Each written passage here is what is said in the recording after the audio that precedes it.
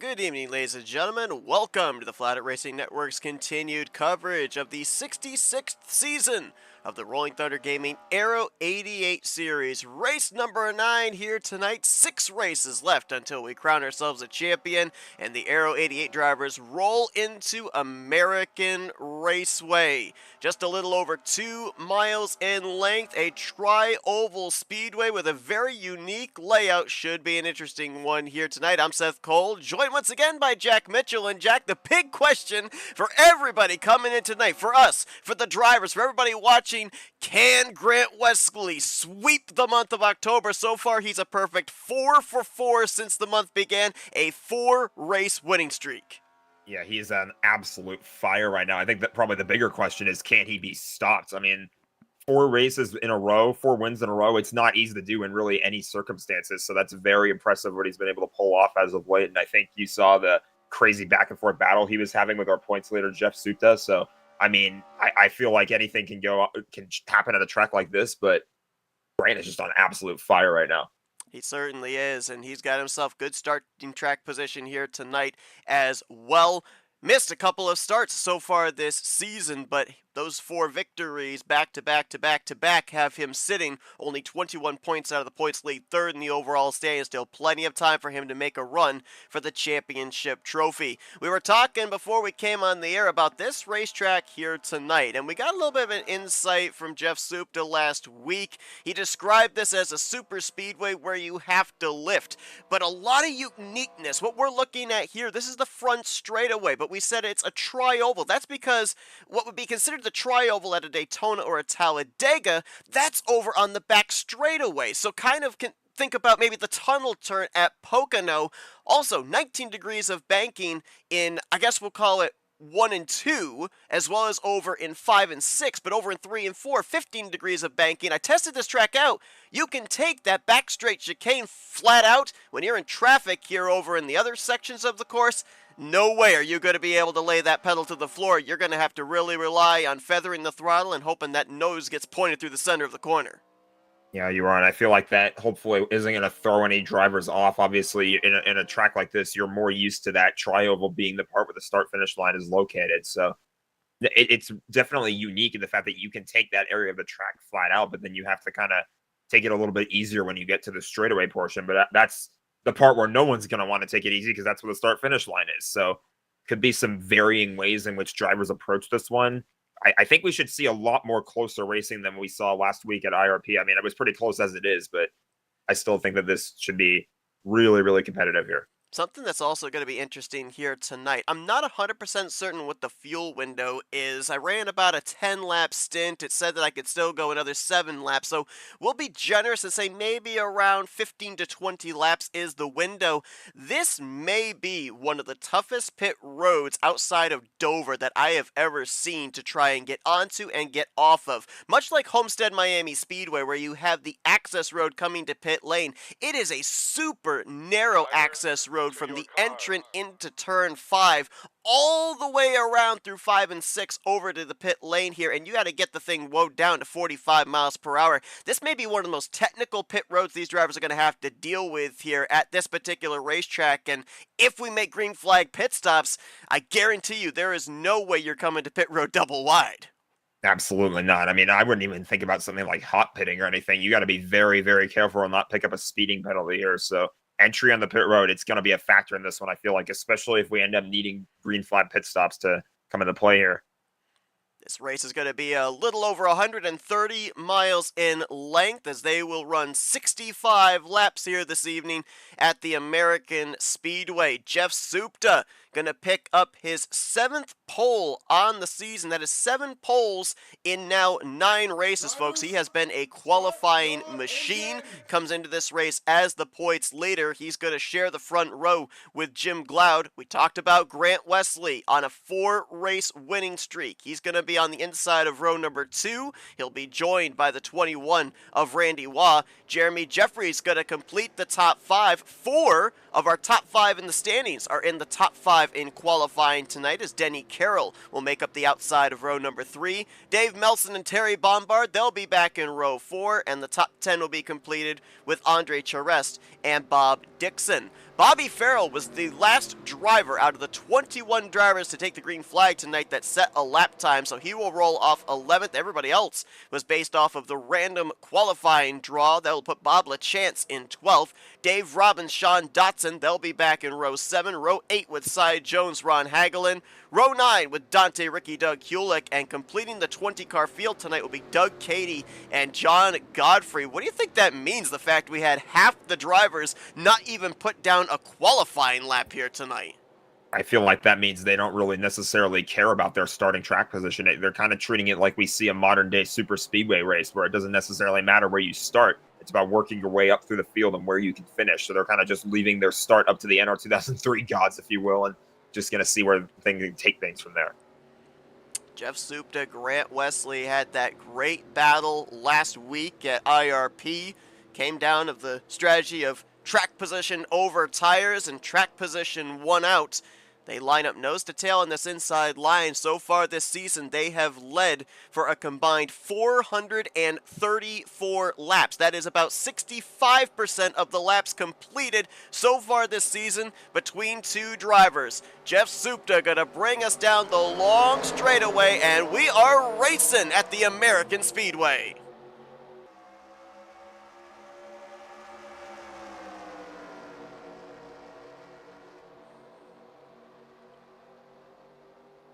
I think you'll see these drivers race pretty aggressively in the opening laps, but it's going to get to a point where that tire heat's going to build up in the right front, and we're going to see drivers start to space out a little bit as they begin to race the track more so than each other. How about Grant Wesley all over the back bumper of Jeff Supta? Going to try and take the high side here through these next two turns. Supta going to hang on, though, for the moment. This is out of 5 and 6, bringing them back to the start-finish line. Battle right now is going to be for 5th place. That's Denny Carroll looking to the inside of Jim Glaude, who started this race from the outside of the front row. He's already faded back 3 positions from the start. Wesley thinking about going for the lead here on the inside of Supta. He should be able to get it. He's got a push from 2 cars right behind him. That's Jeremy Jeffries in the Valvoline machine. Right behind him, the Randy Waugh, number 21. Wesley clear to the point. Jeffries into second, Waugh to third as through the back straight tri-oval there. The 11 of Jeff Supta appeared to get really tight, almost brushed the wall off the exit of that corner, and is still struggling in that upper lane.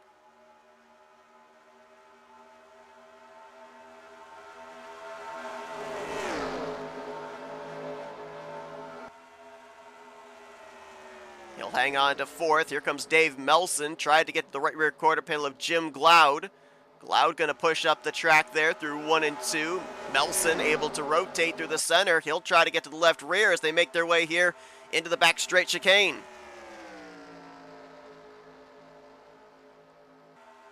Just able to get in front of him.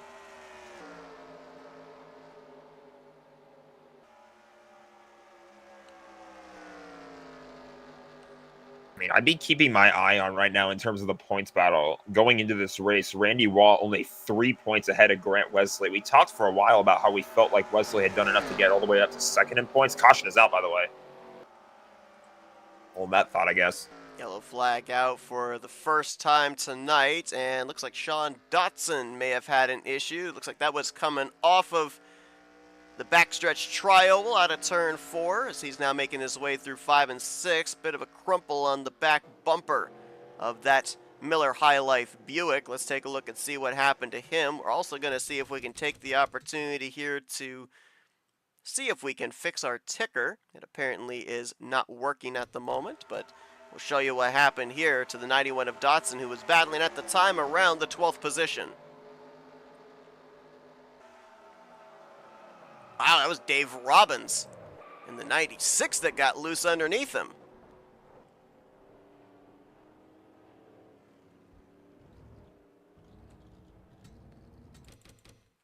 Wonder if he got his left sides down there on that yellow line maybe, because that car just snapped.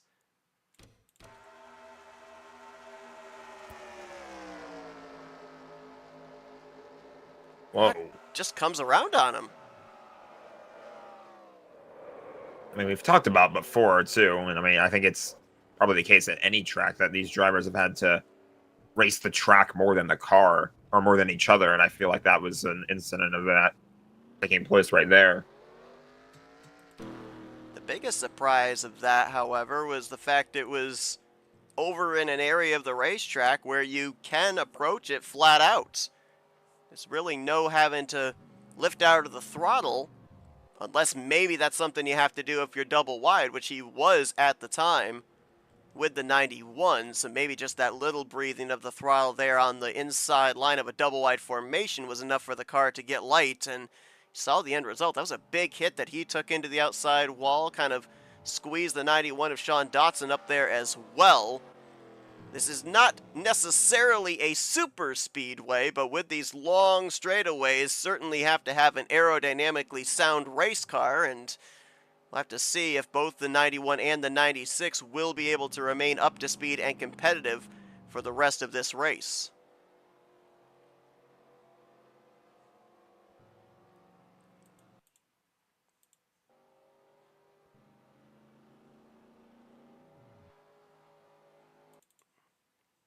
Again, we're trying to see if we can quickly get the ticker working for everybody here. It appears to be having a slight issue.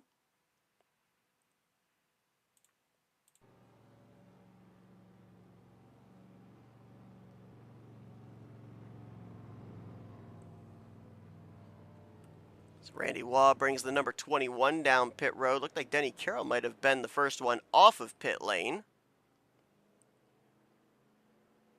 Over Jeremy Jeffries, Jeff Supta, Grant Wesley lost a couple of spots there on pit road. He did. He'll come out 4th, and Jim Glaude's going to come out in 5th position.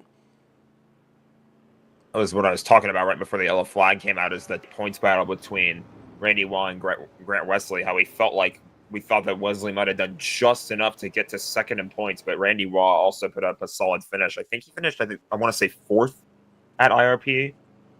Wherever it was, comeback run too. He was a lap down for a good portion of that race. I remember that. Yeah, that was a good comeback by him. So, good job by Randy Waugh to keep himself right in the middle of this points battle, but I think a bit closer to the back on this restart.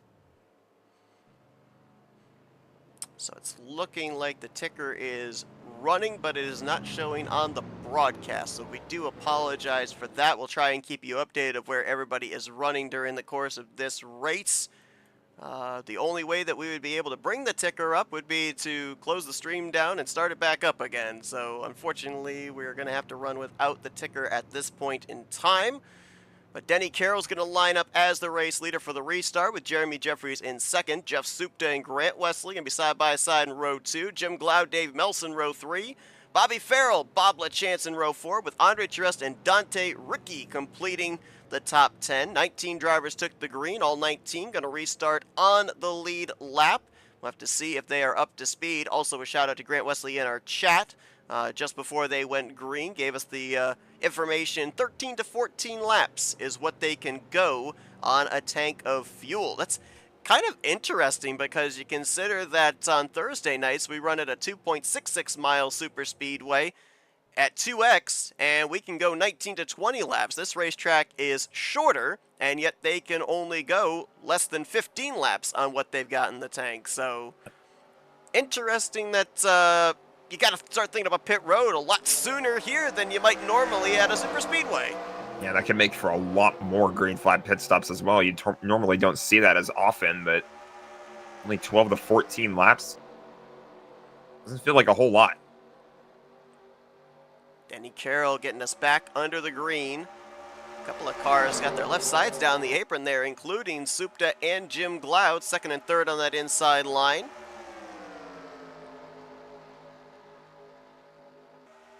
I had mentioned about the fact that when they took the green, 4 out of the top 5 in points started this race inside of the top 5. Denny Carroll started this race in 6th. He is 5th in the standings, 31 points out. So valuable bonus point for a lap led there as he brought us back to green, looking to get himself back into the championship. But there's no playoffs in this series. It is all about accumulating the most points from the start of the season to the conclusion of the season that ends up winning the title. So you've got to rely not only on victories, but on consistency those weeks that you aren't parked in victory lane. You can't win, get the best finish you possibly can. Slick move there through the backstretch tri-oval by Dante Ricky. I think he got a 2 for the price of 1! Whoa. What a save by Jim Glaude! That was impressive. He was losing that car. That very easily could have been 90 degrees going into the wall. Held on to it. And he nearly went into the passenger side door of that petty blue number 92 of Bobby Farrell, who comes into this race leading the Challenger points. Currently a 9-point gap between himself and Doug Cady in the 007. Right now, Bobby is in 8th. Doug currently mired back in the 17th position.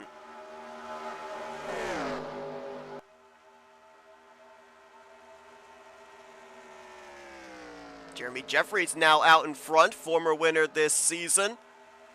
4th in the standings, 29 points out. Would love his second trip to victory lane and to get himself back into the championship battle as well.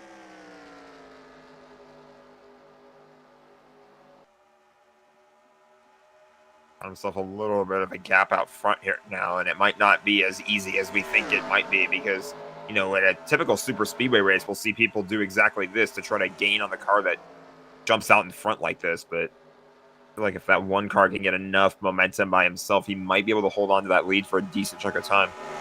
Saw a big block down the front stretch there by Denny Carroll trying to hold off. Jeff Supta again goes for the block here as they'll head into the tri-oval on the back straight. Grant Wesley right there behind the 11 as well. Dave Melson has closed up on this group of 4.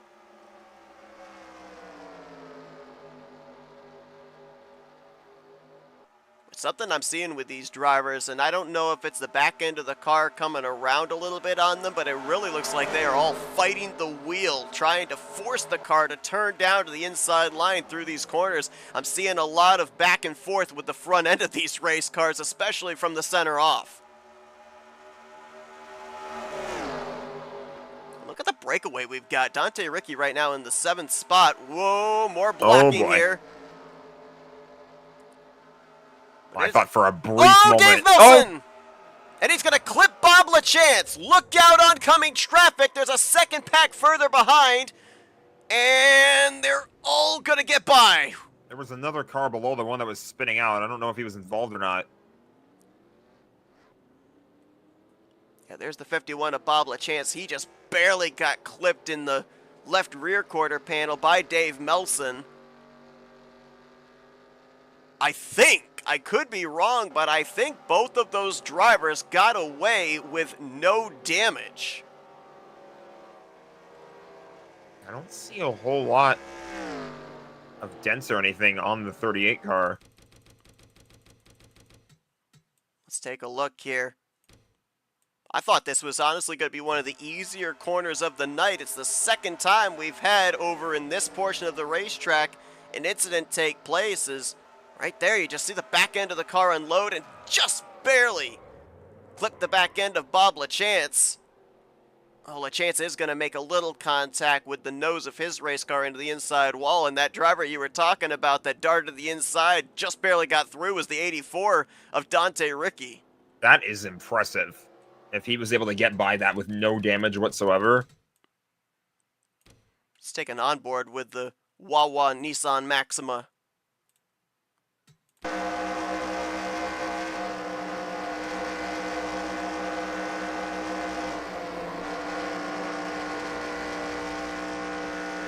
Just low enough.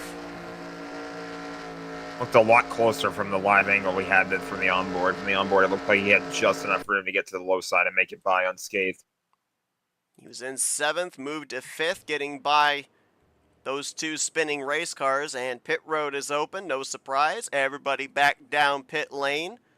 This would be around where they would have been coming to pit road had we gone green from the start of this race. So far, they've been lucky. They've been able to traverse that access road on the apron of 5 and 6 here under pacing. Looks like those pit stalls are awfully tiny, though. Yeah, it looks like they're squeezing in a little bit here, trying to make sure that they can get in without bumping into anybody else. Almost makes me wonder if that's how Grant ended up losing some spots on the last round of pit stops. Could very well be the case. I think he's going to gain a few on this one, though. He's going to come out either 3rd or 4th. Looks like 3rd behind Supta. just ahead of Dante Ricky. Supta out third, Denny Carroll out second, and Jeremy Jeffries' team will hold serve, keeping him in the top position. And it looks like we've already got the lights out on the pace car. We're going back green here, so they're going to have to catch up pretty quickly, get themselves doubled up. That was fast. I wouldn't be surprised if the race officials ended up adding another pace lap here. We'll see. Depends on how quickly everybody else is able to get off of pit road. So far, 2 cautions, no need for lucky dogs. Everybody's been on the lead lap. Yeah, I'm not sure everybody's going to get lined up here quickly enough. Looks like they're going to try and hurry and get everybody doubled up. Oh, there you go. To your lights point. are back on. We've added on the extra lap. Yeah, there was no way everybody was going to get lined up double file in time. I mean, we've only got about 6 cars up here currently lined up behind the pace car. I mean, that pace car was making its way down the backstretch and people were still on pit road and the lights were out, so there was no way they were going to make it back around. So we'll add that extra lap here. Now the lights go out, so we will officially go back green on lap 15. Jeremy Jeffries will get us back underway. Jeff Supta will line up in second. Denny Carroll in third. Then Grant Wesley and Dante Ricky, who saw have that great miss of the most recent caution, will line up the top 5. Randy Waugh's going to restart in 6th with Bob Dixon 7th. 8th will be John Godfrey, Bobby Farrell in 9th, and the top 10 completed by Jim Gloud.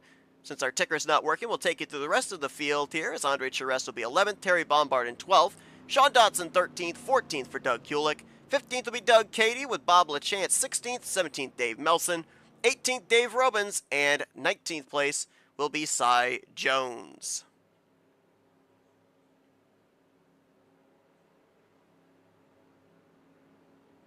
So if my calculations are correct, which most of the time they're not, we've got 2 stops from here on out to the finish of this race.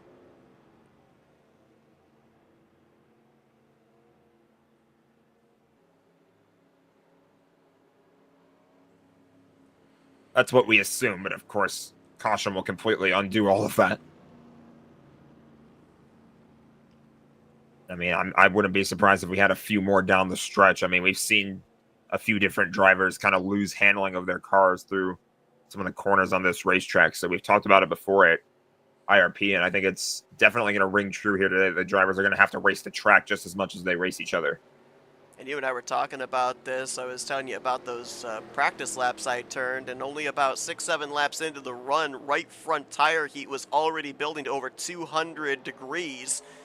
You know, if we end up getting some cautions where we've already made the fuel window to get the rest of the way, do we see drivers dive to pit road for fresh rubber, even though they've got the security of what's in the tank? That'll be interesting to follow.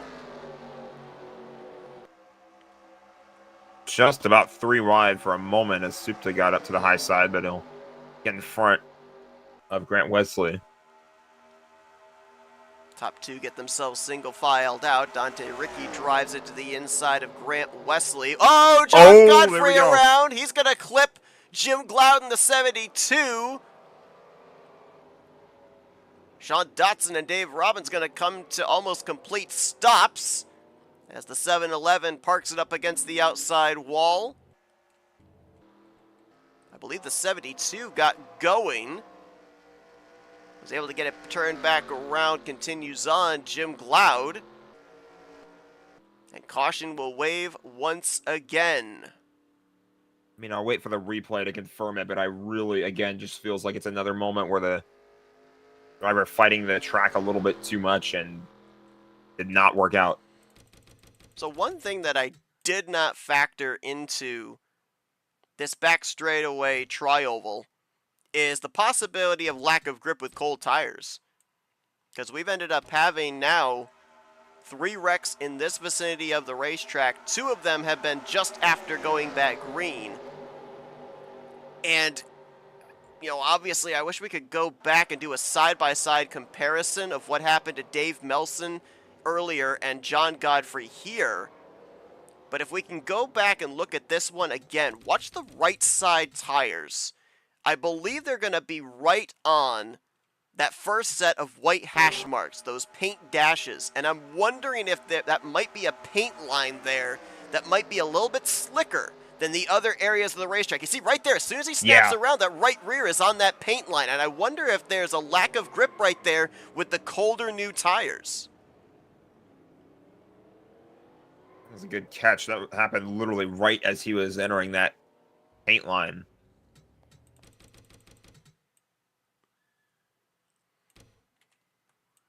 Here's a look at Jim Glaude after he got clipped. Just barely got clipped. That's exactly the same thing that happened to Bob LaChance, and this time Glaude makes contact with the left rear and left side of his race car. LaChance ended up nosing it into the inside wall, but Jim was able to grab a gear and keep going. You know, obviously as well, this racetrack kind of takes on some aspects of super speedway racing. If you kind of think back to Daytona and Talladega, one of the cardinal rules at those racetracks is do not bump somebody in the tri-oval. Why? That is the area of the racetrack where you are not going straight, but you're not necessarily turning into the banking of a corner either. It's the area of the racetrack where the car is the most unsettled. It could be the same case here with the tri-oval on the back straightaway. You're not necessarily in a straight line. You're not necessarily leaning into the 19 degrees of banking that you have over in the other two corners of this racetrack. It might be the area of the racetrack where the car unsettles the most, maybe unloads the most, and that's why we're seeing them get snappy loose. Could be a great point there. Is they're something they're just gonna have to deal with, and they're gonna have to learn as this race goes along, because again, it's on the backstretch. It's definitely unique for a track of this type of shape. We typically see the start finish line on the front stretch or on the straightaway portion of the racetrack.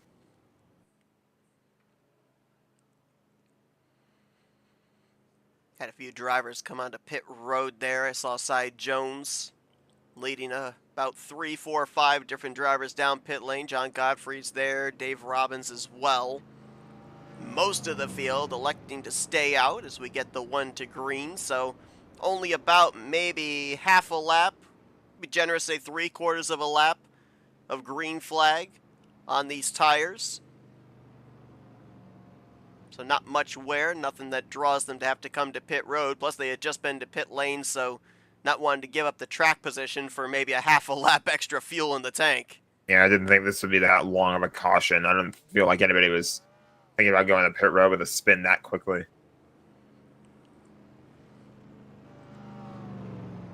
Jeremy Jeffries has so far led 11 laps here tonight.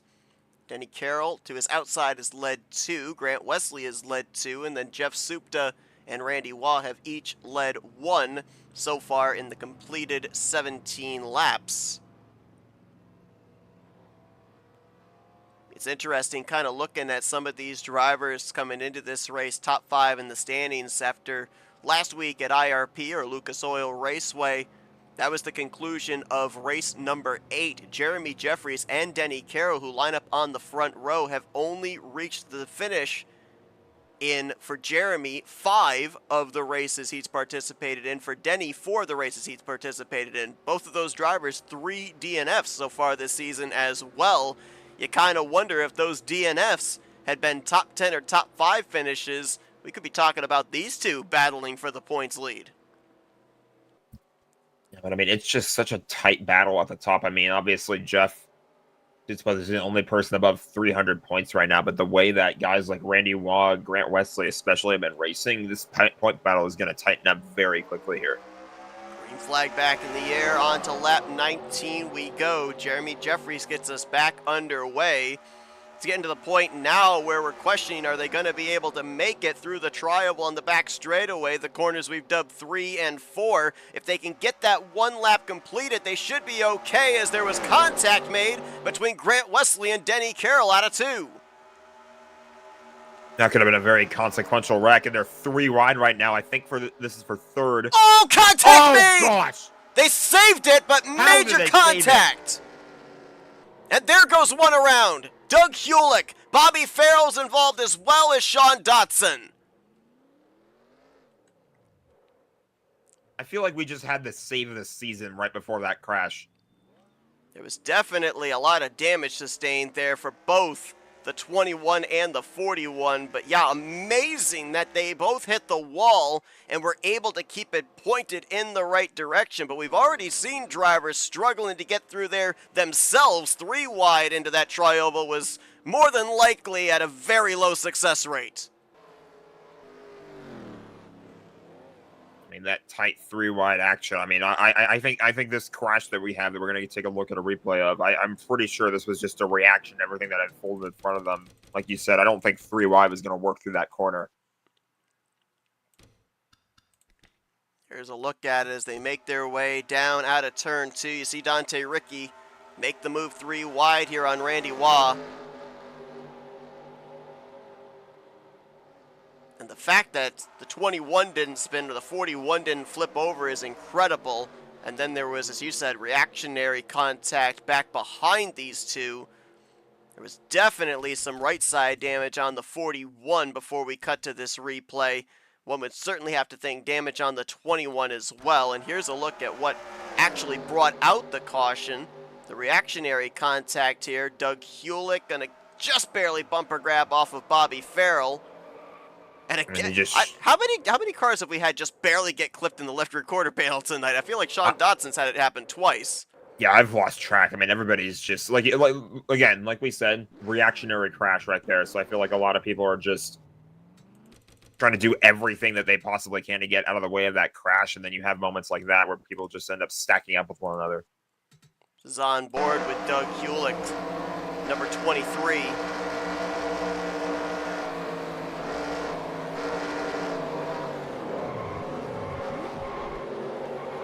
Yeah, man, at that point, it's just pure panic. You're trying to find a line and try to straighten your car out. Little contact for the 72 of Jim Gloud as well, though he was able to keep going. Bobby Farrell, got to wonder just how much damage he sustained there as he bounced off the inside wall. We mentioned he comes into this race leading the Challenger points.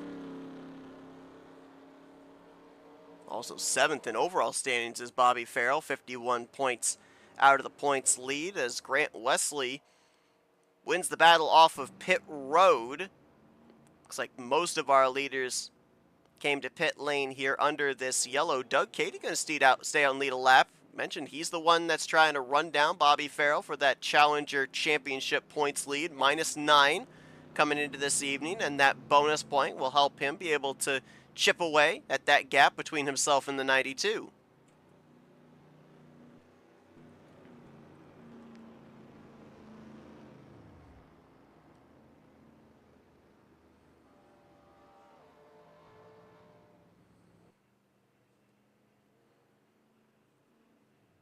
So Grant Wesley's team gets it done on pit road.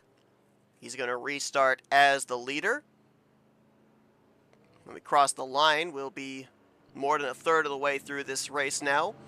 We're going to our 4th caution of the evening. Jeff Supta will line up to his outside with Jeremy Jeffries in 3rd. Highest we've seen Andre Charest tonight, as he'll be on the outside of row number 2. Jim Gloud, who narrowly avoided that wreck there on the back stretch, is going to restart in 5th. And Dave Melson will line up on the outside of row number 3. Looks like Terry Bombard, Bob Dixon, Sean Dotson, Denny Carroll are going to be the top 10. Well, one thing about this season and this schedule, there are a lot of racetracks that more than likely these drivers have run for the first time and will be running for the first time in these upcoming 6 weeks as well. Next week, we're going to be at Spartan Speedway. I have no idea what that racetrack is. I'm going to have to do some homework during the course of this week to figure that all out, but next Wednesday night, 9 p.m. Eastern Standard Time, join us here on FRN as we continue the home stretch of Season 66 of the RTG Aero88 series. You know, at some point in that race, we're going to be making a "This is Spartan" reference or something. Yeah, we absolutely are. We're going to be referencing 300. Tonight we dine at the Spartan Speedway. Interesting tracks coming up on the schedule too. Burlington Raceway, Texas World 2024. Not sure what SNMP night is. I don't remember off the top of my head what that stands for. And then Walt Disney to close it out. I've raced Texas World before. The one thing I remember about the version of Texas World that I raced on was if somebody spun down on the back straightaway to the inside, they actually disappeared. You didn't know where they went, and then they'd reappear back up onto the track and it'd give you a heart attack.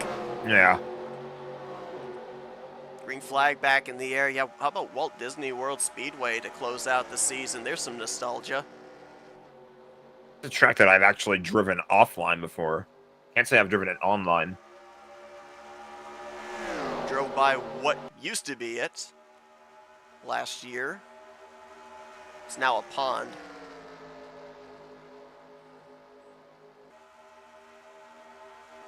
Man, Jeff Supta. I don't know if it's the cold tires having him slide up the corners, but that's about the second or third restart we've seen him go way up high, almost into the outside wall there off the exit of the corner. Cars are pretty spread out here on this restart, and I feel like that's a little bit intentional. I think these guys are thinking, let's just get through a few laps, maybe try and have a bit of a longer green flag run here. Terry Bombard trying to make a move on Andre Charest. This is a battle for fifth. Dave Melson right behind them. They're trying to reel in the 72 of Jim Glaude.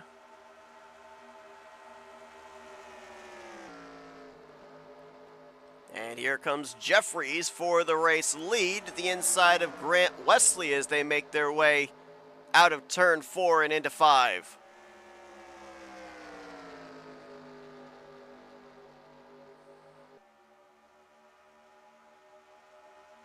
Made that move pretty quickly and is already starting to gap the 88. I don't know if that was just a really good corner there by Jeremy or if maybe the 88's holding back a little bit here to have something on the latter half of this run, whereas the one car is not holding anything back. Maybe Wesley could just be waiting back and seeing how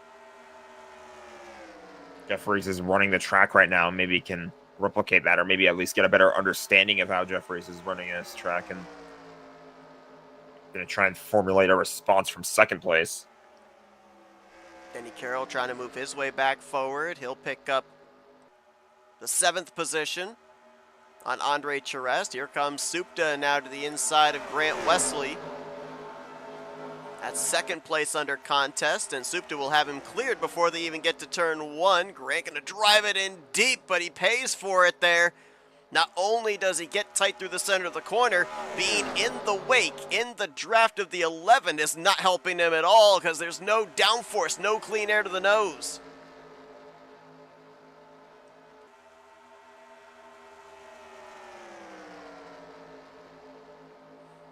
They have rapidly gained on Jeffries, though. And in turn, 4th place on back is starting to close up on them. So, while this racetrack may not have all the aspects of a super speedway, in terms of these long straightaways, getting that slipstream, that toe with the draft, that certainly seems to be prevalent here for these drivers.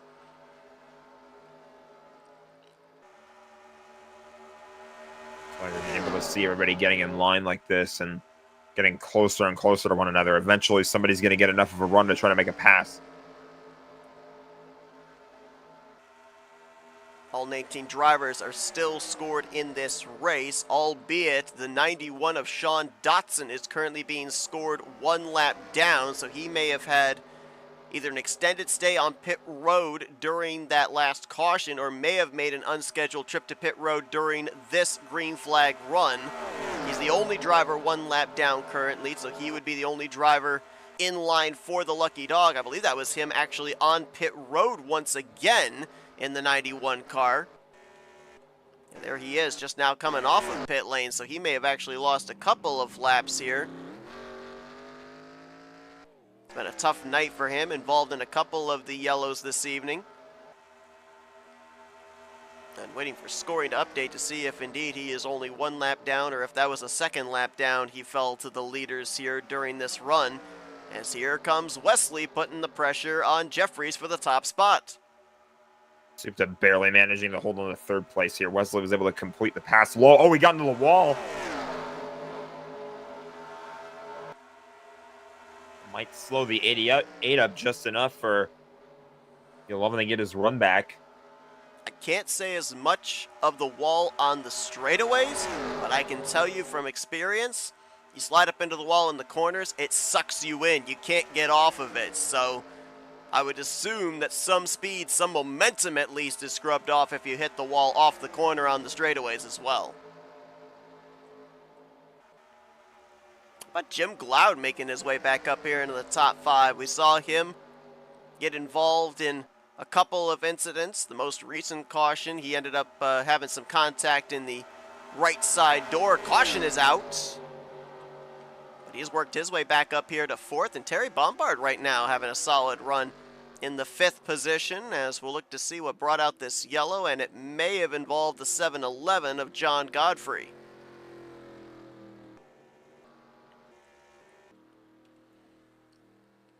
Godfrey's making his way onto pit road. Let's go back and see what happened to him. And looks like he went around by himself over in what's been the trouble spot here tonight, that back straight tri-oval.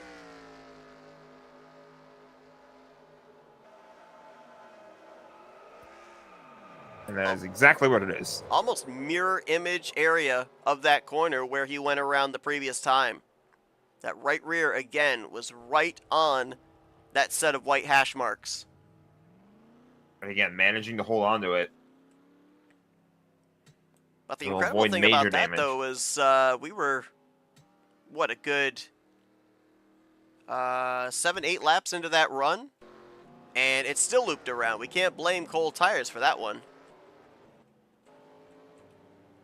We might have had an incident coming off of pit road. I'm seeing Jim Glaude going by some drivers. He might have potentially spun out coming off of pit lane. Oh, we had an issue on the back straightaways. I think the field was trying to catch up to the pace car here or something.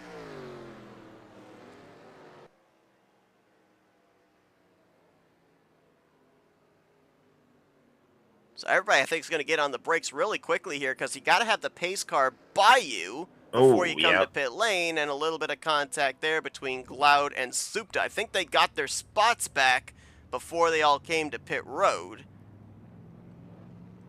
Very minimal contact, so I don't think there'd be any damage sustained by either driver either. Looks to me like it was just a bit of a miscommunication, trying to slow down and make sure that everybody was behind the pace car before going to pit road. Denny Carroll first off of pit road. That might have been a right side tires only for driver 41. And he'll get out ahead of Grant Wesley, Jeremy Jeffries. Supta will come out in 4th with Dave Melson. Looks like in the 5th position. Wesley getting ahead of Jeffries there is interesting to me, because Wesley wasn't really able to run Jeffries down there. In fact, I think Jeffries completed a pass on Wesley during that last green flag run. So now that Wesley has the track position advantage there, it'll be interesting to see if he does anything with it. Lap-led bonus point for Cy Jones. Sean Dotson will follow him down pit lane. Sean's going to get the lucky dog. He did fall 2 laps down to the leaders during that green flag run, so he'll get the free pass and be all but 1 lap down when we go back green. Any future caution, he will more than likely get back on the lead lap.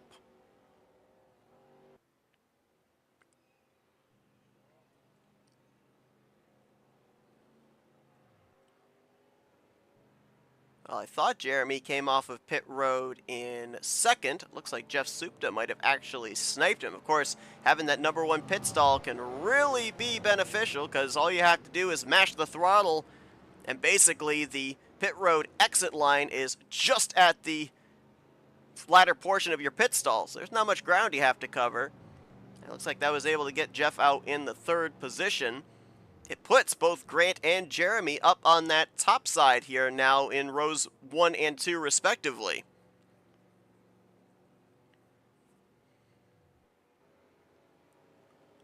John Godfrey has brought his 7-Eleven behind the wall. He'll be the first retiree of the night. He'll get credit for 19th position, as Sean Dotson should pick up that 18th spot here in the next couple of laps. That'll leave us with 18 drivers running, 17 of them on the lead lap.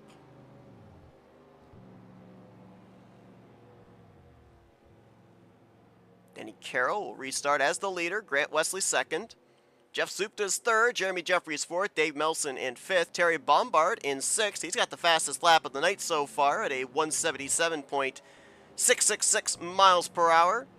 Randy Wall will line up in seventh with Jim Gloud eighth. Dante Ricky and Andre Charest are going to complete the top 10 in that battle for the Challenger Championship. Doug Cady right now going to restart in 14th. Bobby Farrell just a couple cars behind him in 16th place.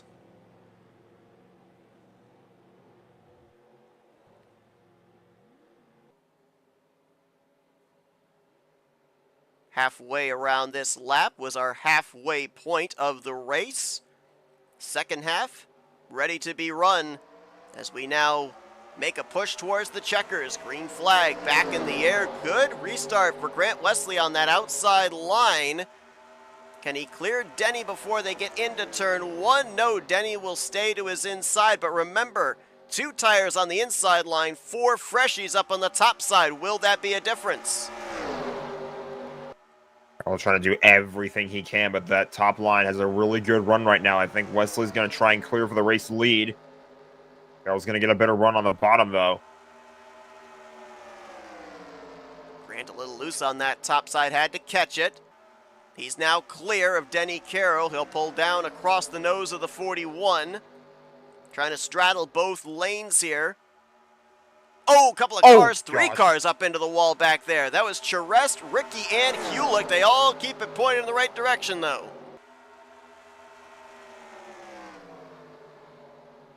Gang gonna try the low side. Almost got loose, though. I think his 2 tires, his 2 left side tires got on the apron. Wow. He spent the entirety of 1 and 2 just saving that race car. Gonna cost him a ton of time, though. Terry Bombard on the outside, trying to take the 3rd position. Look at with this side-by-side battling, how it's allowed the top 2 to gap themselves. Terry drives it in deep on the top side, gives up ground on the entry. Now going to lose on exit as well as Denny Carroll will push on by. He'll take the 3rd spot. Here comes Dave Melson now for 4th.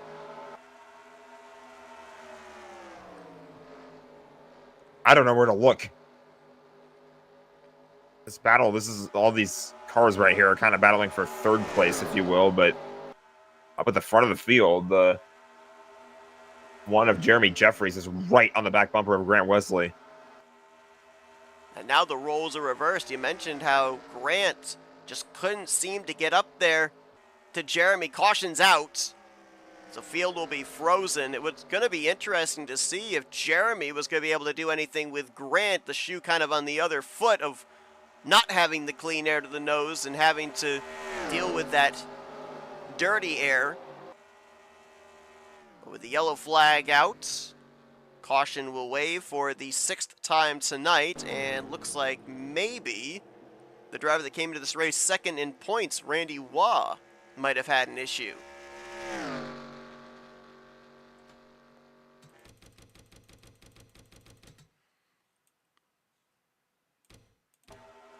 Take a guess. Backstretch trioval.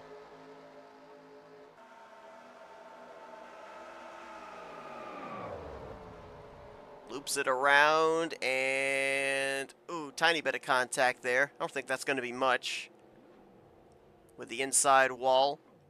The tough part for Randy was he was running in the 8th position. This now puts him all the way back to 17th. And issues you have in the first half of this race, there's enough laps for you to be able to come back, work your way through the field, whether it be just with a solid race car or through strategy. You have these kind of mistakes, the later we get into this race, there are going to be less and less laps for you to be able to mount to come back and get that track position that you lose back. Everybody coming back down pit road once again, led by the 88 of Grant Wesley. This caution will put Sean Dotson back on the lead lap, so our 18 remaining drivers will all be on the lead lap once again. We didn't run very many laps there, but it'll be interesting to see if most of our leaders potentially go with just right side tires on this pit stop rather than 4. Saw Denny Carroll be able to hang on to a top 5 spot going with just a 2-tire strategy on the last pit stop. And it looks like he's going to do the exact same thing here. Might have been 2 tires as well for Grant and Jeremy, and Terry Bombard just got spun around there on pit road. I believe he and Dave Melson made some contact.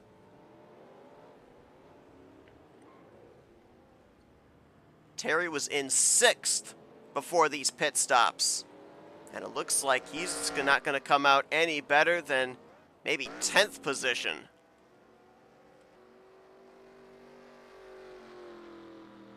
So Grant Wesley's going to be the leader, I believe, when we go back green.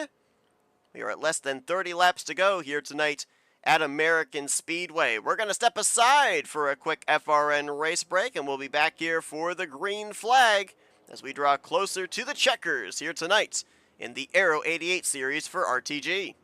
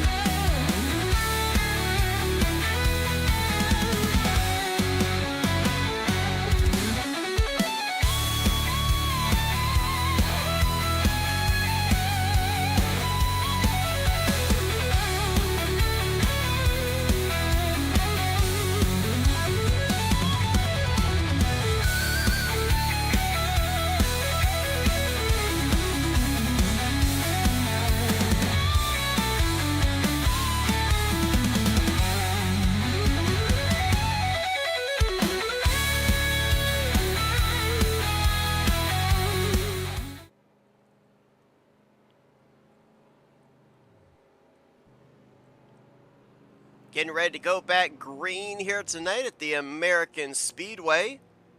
Denny Carroll going to get us back underway. Went with a 2-tire strategy. And he will get us back under green for the second straight restart. Grant Wesley lining up to his outside, looking for his 5th straight victory, looking to sweep the month of October. Jeremy Jeffries, he's led the most laps so far here tonight. 19 total laps out in front. Restarts in 3rd with Andre Charest in 4th. Dave Melson will complete the top 5. Bob Dixon up in the top 10 as he's going to restart 6th with Randy Waugh currently scored in 7th, but I believe that is a scoring error as he has dropped to the rear of the field. So 7th actually will be Jim Gloud, followed by Jeff Supta, Bob LaChance, and Cy Jones, the top 10.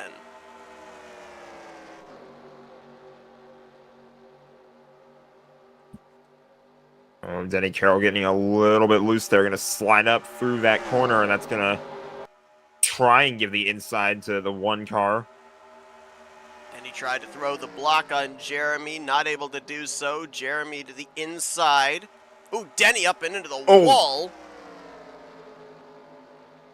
Dave Melson dives to his inside now. Good job hanging onto it there for Denny Carroll. I believe that the top 7 all went with 2 tires. Jeff Supta, I think, was the first driver on 4 tires, and you see he's mired back there side by side with Bob Dixon.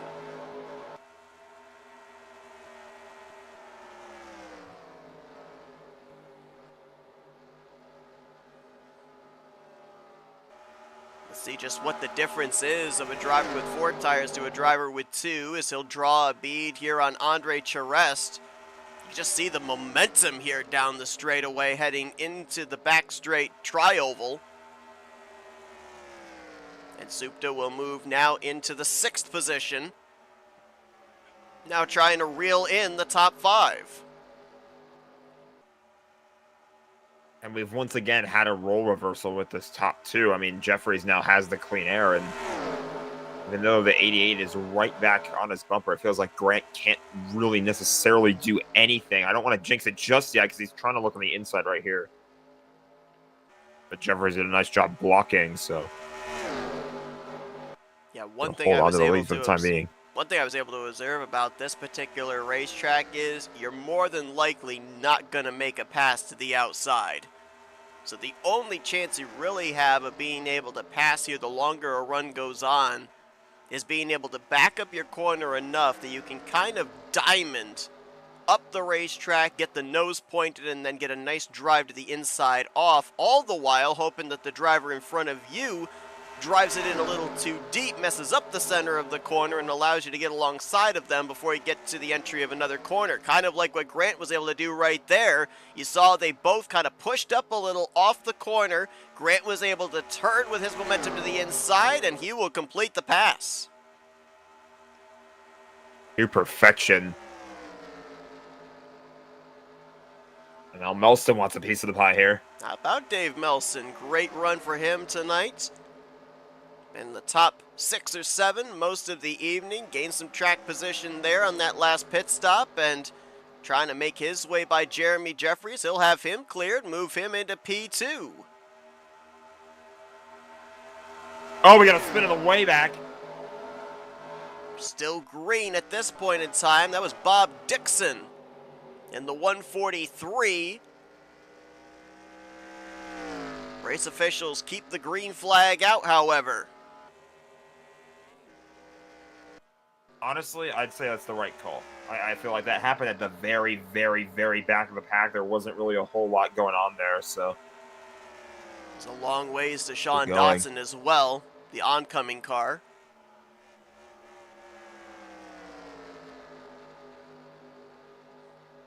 Dotson right now running way behind the leaders. They sent him around as quickly as they could at the 1 to green. I don't think he had caught up to the tail end of the field in time. He is still on the lead lap right now, but aside from maybe Bob Dixon, nobody really for him to battle.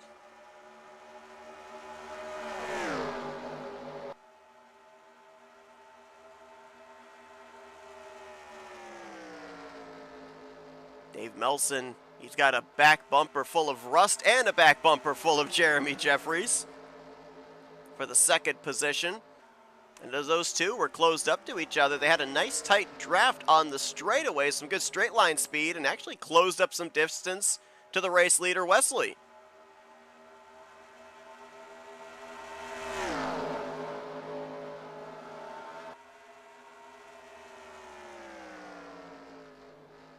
Jeffrey's going to work his way on the inside there. And look who's looming behind him. Jeff Supta, who's got those fresh Goodyear tires. 4 fresh Goodyear tires here, and that could be a difference maker on the long run. I thought for a brief moment he was going to try and take him 3 wide. Backed out of it, though. He was smart.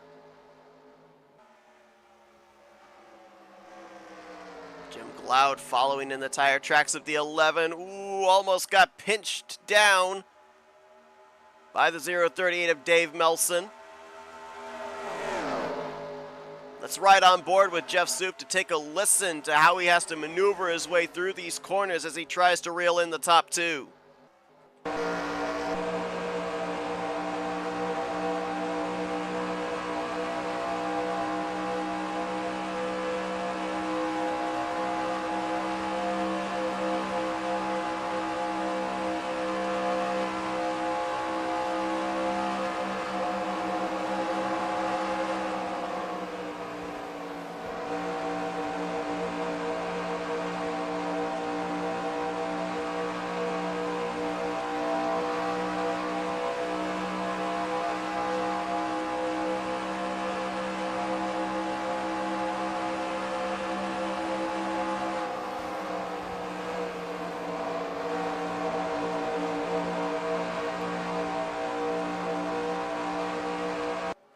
Kind of shows how this racetrack is half super speedway, half speedway, upwards of nearly 185 miles per hour going into the corner, but then had to back it down to 165 to make sure that he could even make it off the exit of the corner.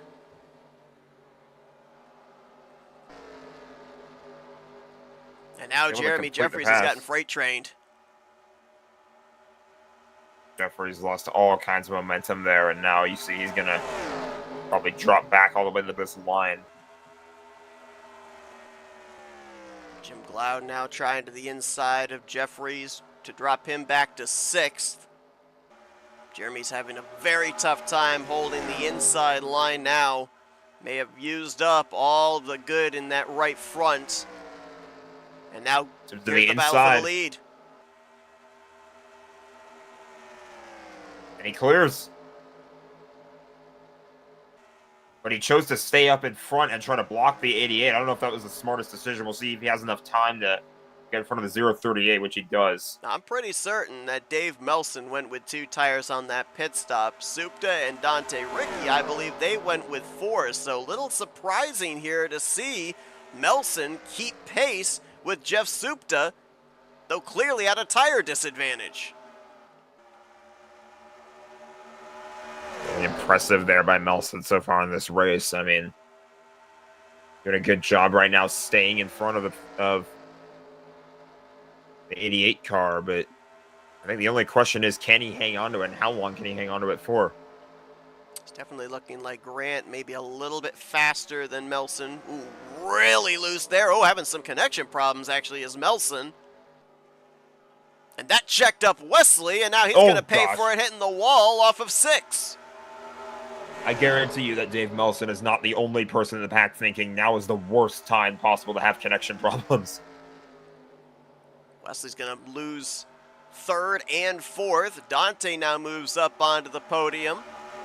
Jim Glaude will move into the 4th position, and I believe we went back green around lap 37, 38. We're not that far away from these drivers having to start thinking about coming to pit road. Somewhere in the next 3 to 4 laps, we may end up getting our first round of green flag pit stops. And ironically enough, I believe this is going to be the money stop. We should be able to make it the rest of the way when these drivers make the dive. Just have to see how much longer they're willing to ride it out. I mean, there's not too much time left in this race. We're on lap 51 of 65. And how much practice did these drivers do for those green flag pit stops? There are so many ways that you can mess up before you even get to pit road. And this is one of the slower pit lanes as well at 45 miles per hour. Plus, we saw under caution pit stops, these are not the most spacious of pit stalls here on pit lane. It's a tight pit road. It's one that you have to really slow down to. There's a bit of an access road there as well, so hot pitting not really going to be an option for anybody. The list of things that can go wrong here, it's insane. We've got radios lighting up. I believe we've got some drivers hitting pit road this next time around. Don't know necessarily if it'll be the drivers that took 4 tires like Supta and Ricci, but you gotta think maybe Wesley and Jeffries, who were on the 2-tire strategy this run, might be some of the first to make the dive down.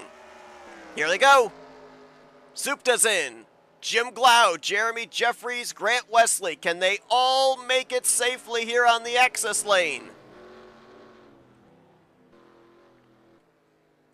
Everybody trying to slow down, be very careful with it. You see Randy Wall coming in.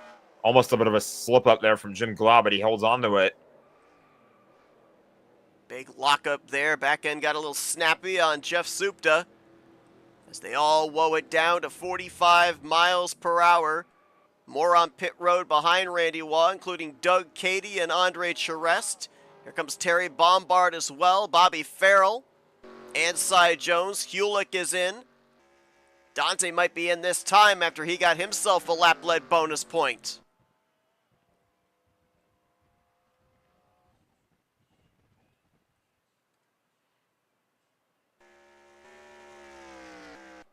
And maybe one of the trickiest parts about this access road, it's how aggressive are you willing to be?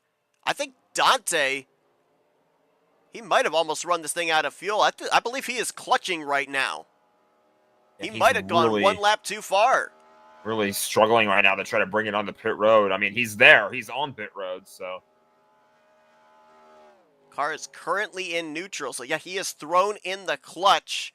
He got the bonus point for a lap led, but the amount of time that he lost coasting it on the apron there on that access road is more than likely not going to cycle him around inside of the top 5, which is where he was running before the pit stops began. He was second.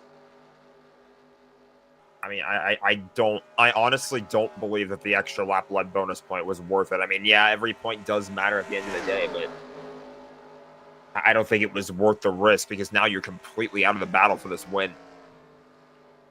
Lost so much time just trying to make it to pit road without running out of gas. Checking to see if indeed he was able to make his pit stop or not. Yep, looks like he's down and away. Believe Jeremy Jeffries is going to cycle out as the top driver. There you see the top 3 in that camera shot. Jeffries, Wesley, and Supta. Scoring has not updated itself yet. Whoa! Jeremy just lost it in front of Grant! Caution is not out yet, but it more than likely will be as the 88's in the middle of the track. Now the caution's out. Talk about a wreck with consequences. Wow. That was going to be the top 2 once the pit stop cycle was completed. Jeffries got loose in front of Wesley, and Wesley paid the biggest price for it as he got up into the outside wall. And one would certainly have to think now, with 10 laps to go, the quest for 5 in a row may be over right there. Yeah, man, I don't want to definitively say anything until the checkered flag falls because he's still running right now, but he's probably going to have to make another stop on the pit road to take a look at that damage and see what he can do from there. I don't believe there was contact between the two going into the corner. Let's see. Yeah, you can just see the one starts getting loose. Yeah. Starts coming around on him, and the closing rate is too quick. Grant can't check up in time. I don't really fault either of them. It was just another one of those incidents where we got a car getting loose through a corner, wasn't able to exactly do the right or get it right going through that turn, and then Wesley, like you said, the closing rate was just too much. Wesley was just too close behind him to really react in time. That was into the entry of turn 5. We haven't really seen that many issues in that area of the racetrack. I mean, maybe the only other incident was Bob Dixon, who had the solo car spin towards the rear of the field. Not the best of camera shots there. No, all the RVs in the way. Those RVs, I tell you what. And then right here, it's amazing Dave Melson didn't hit him.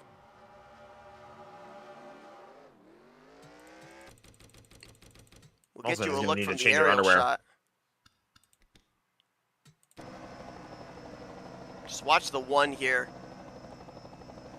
Right there. You can see he's in trouble. Yeah. He's already getting sideways before Wesley even touches him.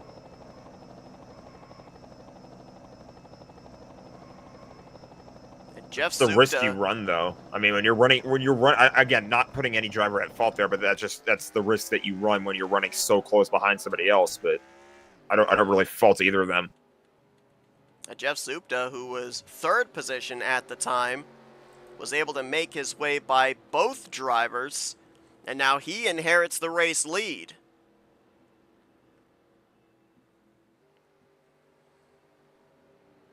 This caution is going to be a big break for a couple of drivers that were caught speeding on pit road during that pit stop cycle.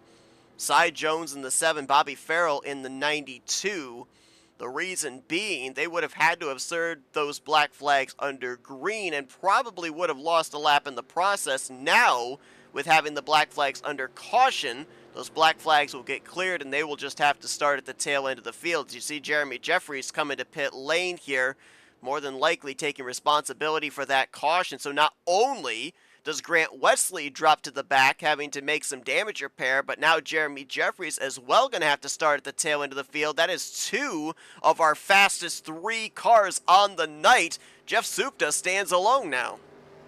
I was going to say, the door is wide open now for Jeff Supta to get a massive potential win here.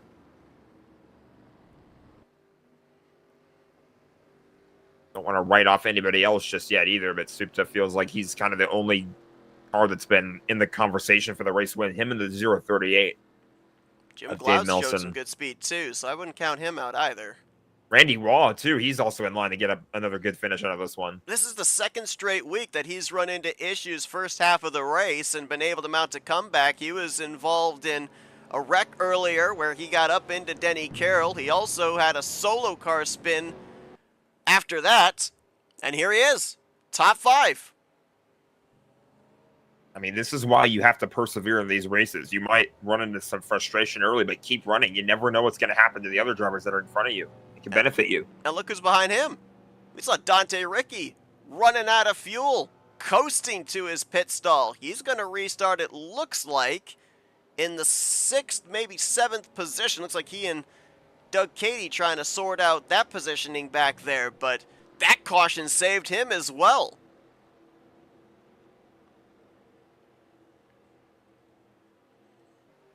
So Grant Wesley did indeed make a pit stop. Looks like he might cycle around to around 13th place on this restart. We'll have to see where Jeremy Jeffries cycles to. Scoring had him 10th, but I don't believe that's where he's going to restart here. It will be Jeff Soup to the leader. Dave Melson to his outside in 2nd. Then Jim Glaude. Bob LaChance is now up here in 4th with Randy Waugh in 5th. Then Doug Cady, Dante Ricci, Andre Charest, Terry Bombard, and I believe Dave Robbins crossed the line in the 10th position.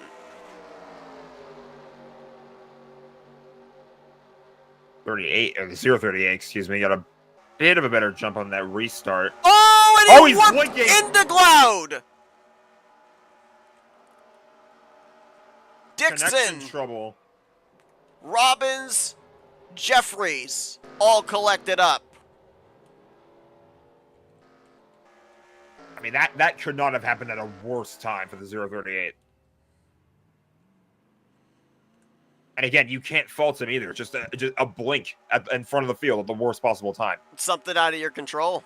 There's nothing you can do in that situation. He was up and out of the way, but even then you can't control if the car warps down into traffic. And I'm pretty certain that for the most part, the incident that happened involving those other drivers, the 143, the 96, and the 1, was all the reactionary to what was happening up ahead. I believe the car that the 038 warped into was the 72 of Jim Glaude, and I don't think he actually went around.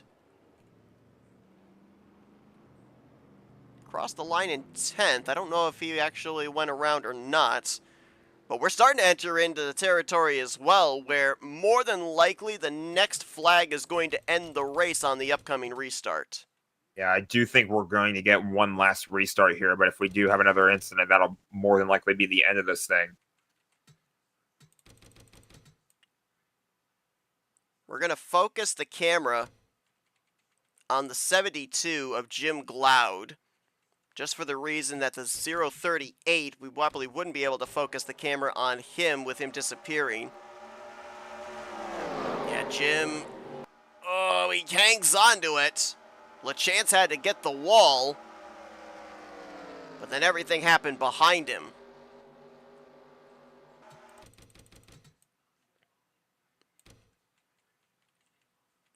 See if we can find who it began with. I believe, go back around the 96 of Dave Robbins. Yeah, he gets a hit from behind by, I believe that was Bob Dixon. And then there is Dixon, sliding down towards the inside wall as well. And Jeremy Jeffries, who went EOL on the field after the last caution, he actually got a piece of this. I think he kept going, but this is the danger of being back in traffic.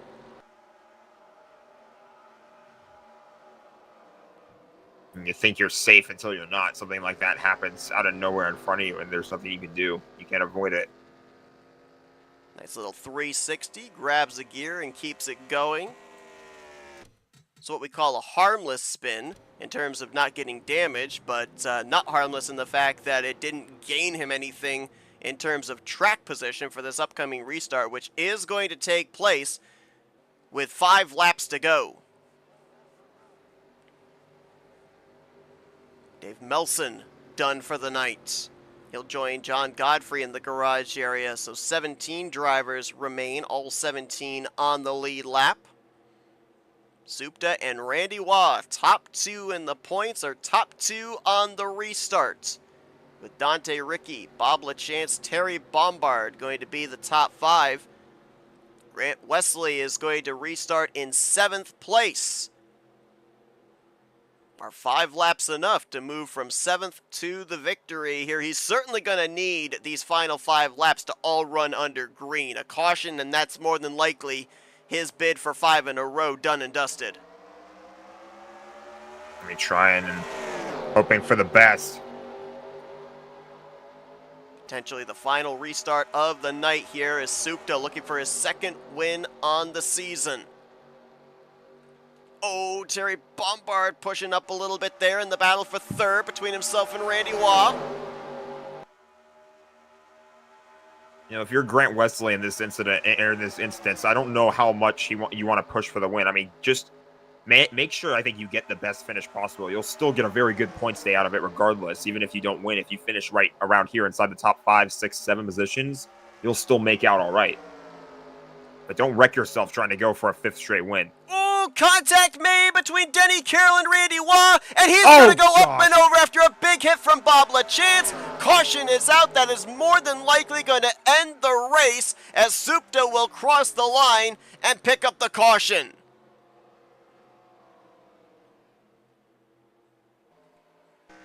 Big hit for the 21 as he almost went up and over.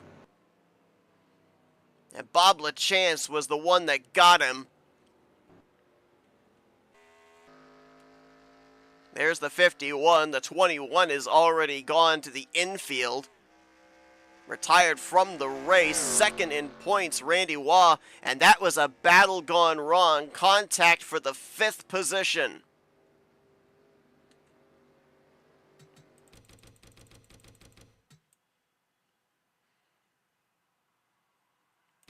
Let's take a look at what happened here. This was after Grant Wesley had been able to get by Randy Waugh for position. Same for Terry Bombard. Watch the 41 of Denny Carroll on the inside line.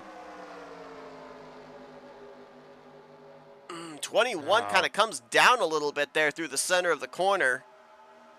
And then he just hits the wall twice in front of traffic, and at that point, there's nothing you can do. You're at the mercy of the sim racing gods. Big hit for Bob LaChance. Bobby Farrell got caught up as well. And watch this coming. We're going to go to the same camera shot again. Watch the 1, the blue Valvoline car of Jeremy Jeffries in the back half of your screen. There he is. All the way down to the apron.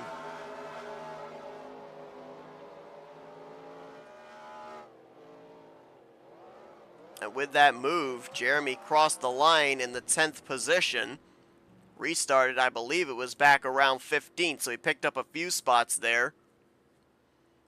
As we're going to see here, there is a possibility if the lights go out this time that we'd get a 1-lap shootout. We're going to have to see if they expedite the caution here to be able to have the final lap run under green flag conditions or not. Dante was starting to close up there on Jeff. I'm not 100% certain that Jeff had this race won if we had run the rest of this race under green. Dante's had a strong car tonight. He seemed to have a really good short run car. And he was putting the pressure on Supta and had plenty of space back to that battle for 3rd place as well. No pressure in the rearview mirror. We'll see if we end up getting a restart, if Dante may have something for Jeff here with the final little over 2 miles remaining. I feel like that would just be about as fitting of a way to end this race as possible.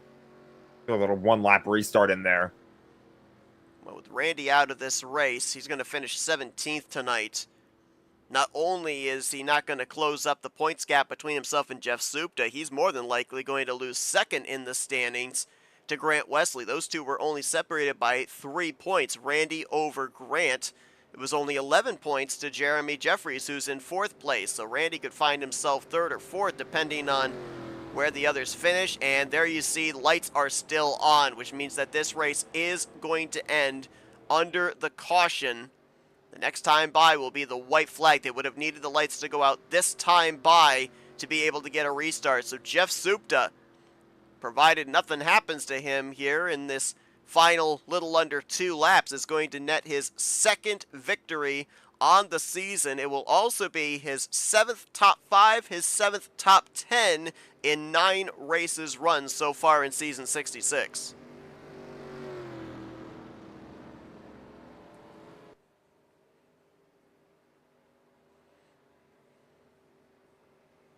He will not net the bonus point for most laps led. That's going to go to Jeremy Jeffries, who led a race high 22 laps.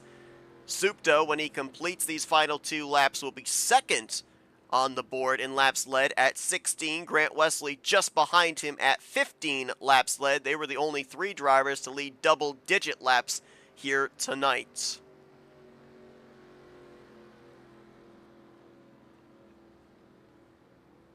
And with that as well, he will finish 4th place here tonight. An incredible average finish for the month of October, but the bid for 5 in a row to complete the month sweep for Grant Wesley is going to come up just short here this evening at the American Speedway. But as you said, big picture. Not going to get that victory. It would have been a nice accolade to be able to lean back on, but big picture, get as many points as possible, especially after the issues he had there getting into the back of Jeremy Jeffries when they were running 1st and 2nd. 4th place, not a bad night in what could have been. Yeah, after having that whole incident go down, I felt like that was probably the best thing you can do. Don't wreck yourself trying to go for 5 in a row. As nice as 5 in a row is, if you can't win, you might as well finish inside the top 4 with a number of your closest competitors in the point standings finishing well outside of the top 4. Now I think we can say with almost absolute certainty that Wesley's going to take over Randy Wall for 2nd in the points. Yes.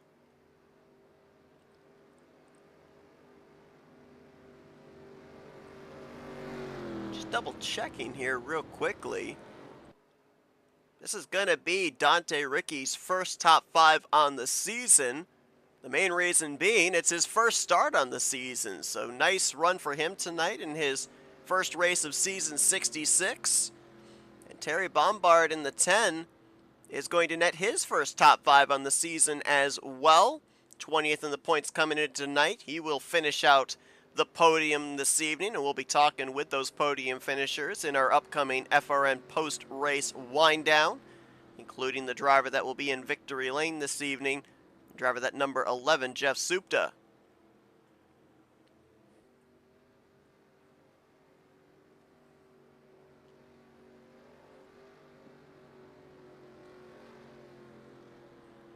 Well, it was a wild one here tonight. Drivers had to battle ill-handling race cars, some interesting track conditions. American Speedway playing its part into the outcome of this season, may play a pivotal part into who's eventually going to be crowned champion.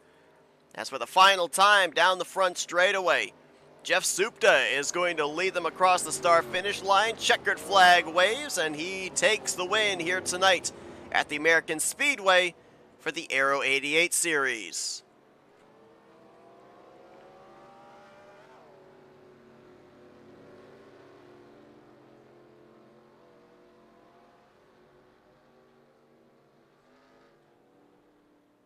We've only broadcasted 2 races so far here. Still got many more to go for the remainder of the season, but it looks like the running theme from last week at IRP into tonight's race at American Speedway has been execution. The driver that has executed the best, stayed out of trouble the best, has been the one that's ended up in victory lane, and tonight it's the driver of the number 11 as... Full victory lap? I was going to say, hopefully his spotter told him that the race was official, because otherwise he's going to get disqualified here. Yeah, that would be a bit of a problem right there, but... yeah, as he said, just the execution seems to be the name of the game. I feel like that's just how it is in real-world racing. Oh, no! Oh, my goodness! Quite the Well, celebration right there. Yeah. But it's clearly so far for the races that we've broadcasted so far. I mean, it's only been 2 now, but I feel like those 2 are the drivers that it's going to come down to. So I think it is nice to see those 2 are staying loose right now and letting each other know it should be a fun fight to the finish. And I'm looking forward to calling it. Well, fortunately, the engine wasn't killed. The Soup is going to run through the pace car there as well. This is an NR 2002, so the pace car does not actually have physics.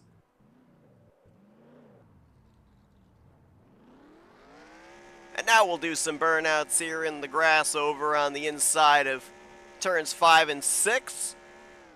As Supta will be bringing that car to victory lane here in just a few moments. We'll give you a look now at your full finishing results from this evening. Supta with the win. Dante Ricky brings it home in second. Terry Bombard will complete the podium. Grant Wesley brings it home with a top 5 run in fourth. An incredible month of October for him. Denny Carroll will finish out in fifth. Doug Cady brings it home in sixth, so he will pick up the Challenger victory here tonight and will actually eat into, as what the heck did Jeff just do right there? Hold on. I think he just ran into somebody or something. Is there a ramp? I guess there's a ramp. Okay. There's a kickflip ramp there of some sort. I didn't know that was there. You imagine if somebody hit that during the race? Oh goodness! Yeah, that's how you pass on pit road, right? If they're too wide, there's your lane to get by them. Huh? I didn't know that was there. I did see Jeremy park next to that pylon in practice. I wonder if he told everyone there was a ramp there. I'm not sure. Doug Cady, though, he's going to get the Challenger win, as he'll finish in sixth. He will more than likely close up the gap between himself and Bobby Farrell, who finishes 16th. So we'll keep an eye on that battle going into Spartan Speedway next week. Jim Glaude brings it home for seventh. Doug Hewlick in eighth. Sean Dotson, who was as many as 2 laps down earlier on in this race, comes back for a top 10 run in 9th, and Jeremy Jeffries will finish in 10th. Andre Charest was 11th, Bob Dixon in 12th, Cy Jones 13th, Dave Robbins in 14th, 15th for Bob LaChance, and Farrell, the last car, running in 16th. All 16 drivers that finished the race were on the lead lap. 3 drivers did not reach the conclusion, including the driver that came into this race second in points, Randy Waugh, Dave Melson, who had connection problems late, and John Godfrey, all out of the race. It will be interesting to see what the point standings look like heading into next week. Should be some moving and shaking in the top 5 in points, as well as that battle for the Challenger Championship, as these drivers will don Spartan Speedway as we enter into the month of November. But it's time to go down and dial up some drivers here. Let's see if we can get a hold of the one that brought it home in third place tonight. Let's get a hold of Terry Bombard. User was moved to your Hey, Terry, it's Jack and Seth up here in the FRM booth. You got a copy? 10-4, bud. How you doing? Tell you what, wild racetrack here tonight. I had never heard of this track before we ended up having it on the schedule. I even ran some laps here pre-race, and there were a lot of question marks. Looked like you had this place pretty well figured out, though. You slowly moved your way from top 10 into top 5, and then had yourself there in the conversation. Had you learned enough if we had had a one-lap shootout to maybe be able to snipe this victory? I don't think so. Yeah, this is my first time here, too. I had to download the track tonight. It's crazy, man. Crazy stuff happening on this place, let me tell you. But no, I had nothing. Unless you were on the inside in the lead, maybe. But it was outside was tough on the starts. You just couldn't keep up. But yeah, it was good stuff. I told Dante, I says, he was 8th and 10th there, and that one restart. And I says, I'm going to follow you, so you pull me along, and he did. We made it up to the front, so you got to thank him for that. You know, we ended up seeing several different aspects of this race give drivers some problems. There was an area over on the backstretch tri-oval that we saw drivers spinning out. We obviously saw a lot of drivers have some difficulty when they were in traffic with dirty air. What was the main thing that kind of stood out to you, and were you able to figure it out by the end of the race, or was it a constant struggle every single lap, whether it was fresh or old tires? Yeah, well, once you figured out that where that little dogleg corner was, the short corner, that you pretty much go wide open through there. But if you forget where you are, you go in the next corner, you'll be sliding up pretty good. But yeah, there was one corner, I almost lost it twice, and I had to jam the brakes once, and I almost lost the draft there. But yeah, it was unexpected. So it was like one of them things, it's gonna happen eventually, probably. So it did. This pit road looked, at least visibly to me, like it was going to be one of the toughest you guys were going to have to encounter during the course of this season. We end up seeing you guys have to make a money stop here under green flag conditions. Just how easy or difficult was it getting onto pit lane here? Yeah, it was really pretty good. The setup was good for the pit road and the pit lane there because it looked like it was going to be slippery like crazy. But I managed. If I can manage to do it, pretty much anybody should be able to manage to do it. Because the only problem I had was because there's a visible wall, I guess, on the front stretch on the pit road, and you had to stay like over the white lines going in. And I was trying to tell the guy in front of me to get to the left, and I was trying to warn him, and then by the time I realized I was doing 48, and I had to go to the back in the beginning there because I was being Mr. Nice Guy. Enough of that.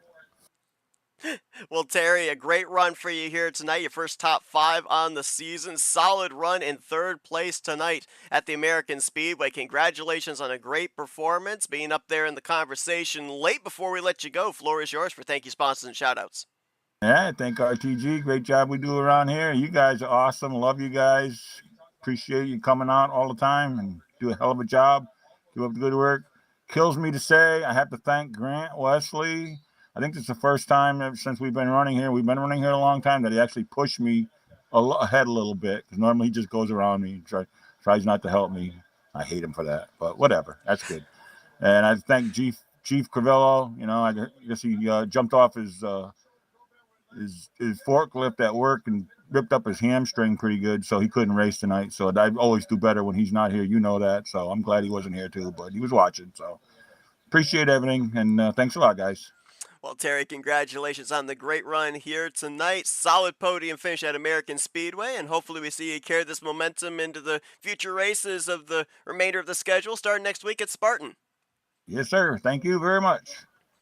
Terry Bombard, 3rd place here tonight, as channel. mentioned, his first top 5 in the season, his 3rd top 10 of season 66. Let's dial up a driver that took his first green flag of the season and brought it home in the runner-up position. Let's get a hold of Dante Ricky. User was moved to Hey, your Dante, channel. it's the guys up here in the FRM booth. Got a copy? Hi, Seth. Hi, Jack. Good to see you. Man, I'll tell you what.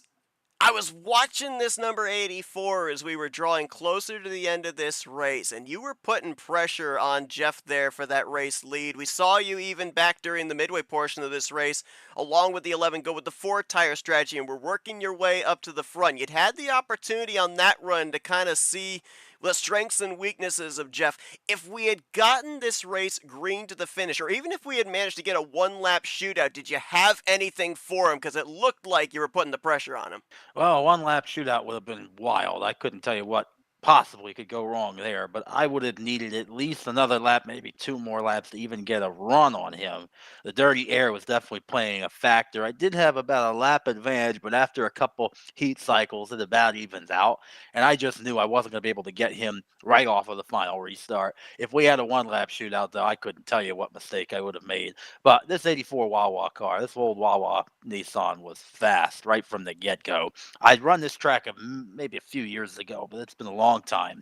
So with that much practice and just the availability to be able to jump in and catch a race now and then, it's great. But this was back and forth. Finally figured out how to work the corners. I never struggled with this racetrack like others did. Supposedly, the lack of paint grip in the corner is what caused all those self spins. That's what I was told. Now, let alone if you run steering assistance and you hit a paint grip patch, you've got your wheel turned a heck of a lot. You will go around. That's why we had so many issues, mainly in that high-speed corner with people losing control. But the bottom line is certain skill levels are able to maintain that. I had it figured out to the point which I never lost the back end in the race. Not to brag about it. I mean, you could slip on ice in any second with this type of a situation. But I'd worked my way up to the front. Didn't know what to do on that accident that I was involved in with Randy and Denny. Sorry if I was involved in that at all. So I went in and served. Got in the back. Got in traffic. And then after that pit stop, not too long after the green, I did run out of fuel. This was about the 14 or 13 to go mark, I stayed out one more lap, thinking that by playing catch up and laying down all those fast lap times, I was going to make it around one more time. Well, without the draft, I ran out of fuel, and it ran out right as I had lifted in the access row, which is not a good spot to run out because you got to coast it through there and then not speed coming in the pits and then dodge everybody. Bottom line was the yellow coming out with about 13 or 12 to go saved me. Very lucky that I didn't fall off the lead lap with that situation. But just from that restart to the end, I would have needed at least another lap or two to be able to get any run or move on Jeff. But he was definitely the class of the field. This car was fast. We ran the fastest lap in the draft, trying to pull up before that final pit stop disaster. And honestly, it was fun. It was fun, and I'm already in the Speedway All-Star race no matter what, so I'm happy to say that. It's the Super Speedways I haven't figured out, and I hate to say this, but it might be years before I make it back in a Super Speedway All-Star. Well, we documented about that caution saving you. We saw you running out of fuel there as you were getting ready to make that money stop. I want to go back to when you went with the alternative strategy. I think it was when we were just past the halfway point. We saw a number of leaders go with just the right sides only. You went with the 4 tires, and we saw the longer the run went on just how important those 4 fresh tires really were. It seemed like tonight it was really tight in terms of being able to make moves and make passes, and as you talked about, generate momentum to make passes. How difficult was it in comparison to the drivers ahead of you on those older left side tires to know when to pick your moments to move forward? Well, the guys on left side tires, when they wore out, when they lost their tires and they pushed up bad, they had no control off the corner. You just had to be sure you weren't right behind them when that happened. But I will say that being on 4 fresh ones, being able to manage my line and manage my temperature, keep those tire temperatures right around the 200 mark. Didn't want to go any higher than that. Once you get there, you gotta find an apex, find clean air, because dirty air will absolutely hurt you, and that will put more effort onto the wheel and the tires. I did brushed the wall a couple of times. Once when somebody hit the apron, we were able to gather it back up. And there was one other time where I remember scraping the wall. The damage wasn't too bad, but I did, believe it or not, get it fixed on a pit stop under a caution. And having to play catch up didn't bother me too badly, but it was more or less that high speed corner. Some people could easily get through that like me. Others could not. Others had to lift a whole great deal to get through that. And I took advantage of any opportunity I could, safely, of course, to I'm not going to say aggressively, but assertively put myself in spots to get through that corner cleanly. And that was the key to success tonight, in addition to trying to get a few more laps of green at the finish. Well, Dante, a great run for you here tonight. Maybe one of the few people that I've talked to here that have said that they had some prior experience at this racetrack. I'd never heard of this racetrack until we ended up looking at the schedule here. I'd never turned laps on this track until during practice. So looks like that prior knowledge came into play here tonight. You were able to bring it home solidly in the second position. Congratulations on that. And before we let you go, the floor is yours for thank you, sponsors, and shoutouts. Yes, thank you, Seth. I wanted to ask, you guys were able to see my Wawa car in the broadcast, right? It's not Yes, in we the were. zip. Okay, good. If it had been on Yeah, the we other did. computer, you would not have been able to see it. And I apologize because it's not in the zip folder, but that's relieving. First and foremost, thank you so much to our league owners, Sean Prime, Josh Metallic, Jeremy Jeffries, everyone who puts the shows on here at Rolling Thunder Gaming. Our staff, Jeff Zupta, doing a great job with this series. The schedule flavor is terrific. I wish I could have made more races, number one, and I wish we could do more broadcasts as well, number two. Definitely want to thank all of my friends and family supporting. And I know I don't get to race as often with the schedule and situation, but I really still am sad. And I really do want to give a shout out to heaven above to Bones, David Cannon, who I know is watching tonight. And Bones, without you, I wouldn't be the person I am. And I'm going to think about you every time that I'm on that racetrack, no matter what. And thank you a lot to Seth for the broadcast, and Jack, very nice to meet you tonight. I hope I get to talk with you a little more soon. Absolutely. Well, that's Dante Ricky, second place here tonight under the lights at American Speedway. Congratulations once again on a great run here tonight, Dante, and hopefully we see you on track soon. Thank you, guys. Good night. Dante going to bring it home User was with moved out 2 of your laps channel. led in the second position this evening. Again, his first start of the season, nets a podium finish. He'll finish second place to a new multi-time winner this season. 2 wins on the season. For the points leader coming tonight, he will most certainly be the points leader leaving tonight. Question will be by how much? Let's dial up Jeff Supta in victory lane. User was moved to your Hey, channel. Jeff, it's Jack and Seth up here in the FRM booth. Got a copy? I gotcha. Man, I'll tell you what. It looked like this 11 car had a lot of speed when it was out in front, struggled in traffic. You found yourself in the right place at the right time in the closing stages of this race, but how much of a struggle was it here tonight? Specifically the restarts. I noticed in the early going of this race, you migrated up to that second or third lane through the first couple of corners. Was that a matter of cold tires making it a little slick, or just trying to see if there was something up top to be gained? It was more survival. I just I was just racing very cautiously tonight, and I just didn't want to make any mistakes and hit anybody. I didn't. Well, it's a new track, and not a lot of us actually. I didn't get any time to practice in the major draft with a lot of cars, so it was kind of fresh and new for every single person out there. You lined your car on the pole position. You've been a qualifying machine, and track position at a lot of these racetracks have seemed to be really important. But I want to go back to after the green flag cycle was completed. We talk a lot of times about being in the right place at the right time, and maybe mysterious circumstances of that moniker coming into play here. But you're running third after the pit stop cycle is completed. The one gets loose, he gets up into the 88. Next thing you know, you go from third to the race lead and get to be the control car for the remainder of the race. I keep saying this, I wish we had a feature where we could have heart monitors on the drivers. What was the heart monitor rate for you as you saw that happening out the windshield? Actually, I was pretty calm. I knew if I lifted it decently, you couldn't lift off the gas all the way. If you did, you would probably spin out. So, no, I knew they were going to end up going high if something happened. So as long as I kept my nose down towards the bottom, I was going to be fine. Plus, going into those pit stops, I was leading, and Jeremy and Grant killed me on that pit stop and came out ahead of me right on that green flag pit stop. So, uh, it looked like it was going to be the three of us to the end. We obviously saw that caution come out to end the race. We were debating the possibility of maybe you guys having a one-lap shootout if we had ended up having this with one lap left under green, but you've been able to hold everybody off, do you think? Yeah, starting on the low side, going through one and even two was uh for the bottom of the track. It was pretty easy, and I would have probably had to block from two to three down low just to hold position. So if it did happen, barring any big wreck or whatnot with me, it probably would have been okay.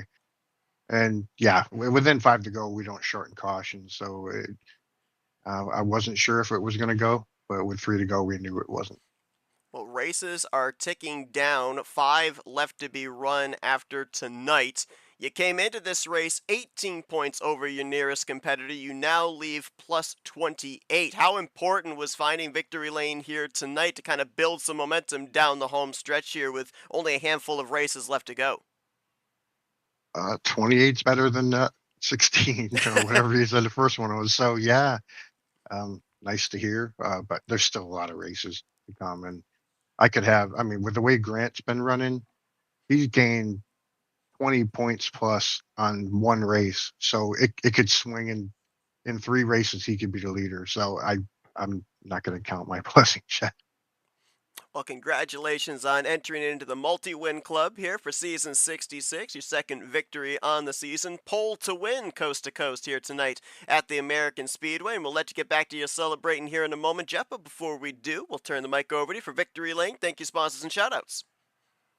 I just want to thank RTG and the racers who come in Wednesday night. They're consistent and they race every time. And with these new tracks, their patience is appreciated, because tonight there seemed to be what we called a seeper, like maybe the track in turn two was leaking water, so if you hit the wrong spot it would upset the car.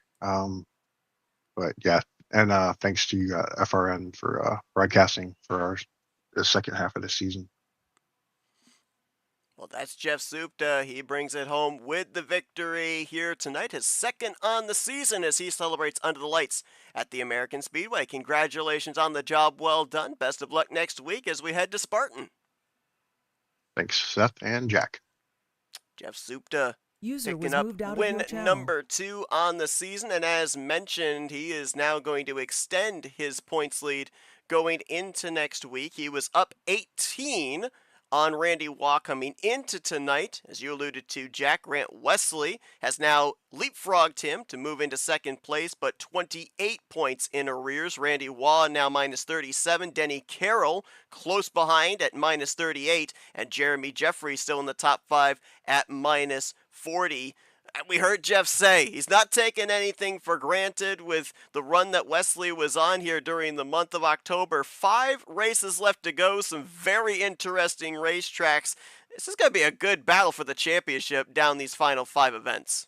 I mean, the battle is very much on. I'm looking at the updated points right now. You got somebody with 360, or Jeff with 364 points. Grant has 337. Then it's 327, 326, 324. This battle amongst the top 5, it's still very much alive here. This could be a very fun fight to the finish here. I'm looking forward to calling all the action here going forward. And it might get even more interesting heading into next week. Now, do not take this at face value. I did a little Googling here to try and find out, give a little whetting of the appetite of what to expect next week. I believe we're going short track racing. I looked up Spartan Speedway. It looks like it has now been renamed to Corrigan Oil Speedway in Mason, Ohio, but it looks like we're getting ready for some short track racing, a venue that now is hosting super late model races. So you take the point standings as close as they are right now, anything can happen in terms of drivers moving up and falling down the standings, and you put it on a short track, it's going to have a big fight feel next Wednesday night. It absolutely is. I mean, we talk about all the time, short tracks breed short tempers. I don't necessarily think anybody might be getting in a fight with somebody over something that happens next week, but I mean, the action's going to be really tight, really compact battle on the racetrack. So just about anything can happen here, and it could cause a wild swing in the point standings, how close this top 5 is. We are looking forward to seeing how it all plays out. It continues next week at the Spartan Speedway next Wednesday night at 9 p.m. Eastern Standard Time as we continue to close out the 66th season of the Rolling Thunder Gaming Aero88 series. Be sure to join us tomorrow night at 9 p.m. Eastern Standard Time as we are getting ready for the regular season finale for the 66th season of the Rolling Thunder Gaming Talladega Challenge Series. We will be putting the playoffs together at the conclusion of that one, and then this Saturday night we close things out as we continue on the brand new season of the Talladega Nights Shake and Bake series. That'll be Saturday night at 9 p.m. Eastern Standard Time, and that should cap off our week of races here on FRN. Thank you so much for joining us here tonight. Congratulations once again to Jeff Supta on his second win on the season tonight at the American Speedway. For Jack Mitchell, I'm Seth Cole. Enjoy the rest of your Wednesday night as you've been watching another broadcast courtesy of FRN, the Flatout Racing Network. This broadcast is the copyrighted work of Flatout Racing Network and may not be rebroadcast, retranslated, or used in any form without the express written consent of Flatout Racing Network and iRacing.com Motorsports Simulations. Flatout Racing Network would like to thank you for your support, and we hope you enjoyed tonight's broadcast.